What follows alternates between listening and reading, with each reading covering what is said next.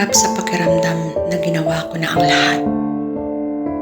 Ngunit hindi talaga tayo para sa isa't isa. Kahit binigay ko na ang lahat,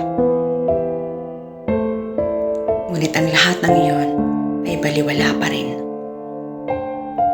Dahil pareho lang tayong nasasaktan. Pareho lang tayong nasasakal. Yung pala ang pakiramdam na gusto mo nang makalaya.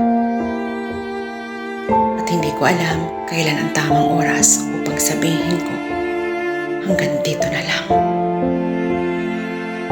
At ako na ang unang susuko. Ang hirap. Sobra na kahit gustuhin kong lumaban. Ngunit gusto ko nang tapusin na.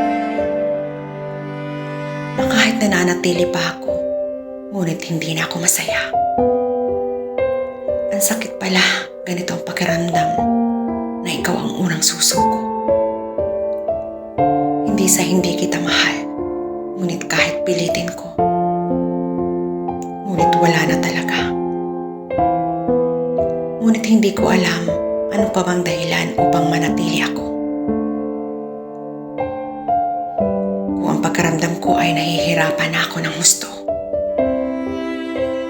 Hindi ko alam saan ako magsisimula. At di ko alam paano ko sasabihin na ayoko na. Napapagod na ako. Nasasaktan na ako. Di ko alam kung paano ko sasabihin na tutuldukan ko na ang lahat sa atin. Ngunit natatakot akong masaktan kita. Ngunit paano ako? Napapagod na ako. Sa ating dalawa, ikaw na lang ang masaya. At ako ay nasasakal na. Patawarin mo ako. Alam kong wala kang kasalanan. Dahil ako ang unang susuko sa atin. Siguro hindi tayo para sa isa't isa. Kahit ipilit ko, ngunit di talaga ako masaya na kapag kasama ka. Nahihirapan lang ako yung pakiramdam na sakal na ako. Dahil gusto ko nang makawala sa atin mga pangako. At ayokong masaktan ka sa aking pag-ibigo na kasama ka. At ayokong makita kitang nasasaktan habang lumalaban ka. Na kahit alam mo sa sarili mo, nasusuko na ako. At ayoko rin sisihin ang sarili ko na may isang taong masasaktan sa huli.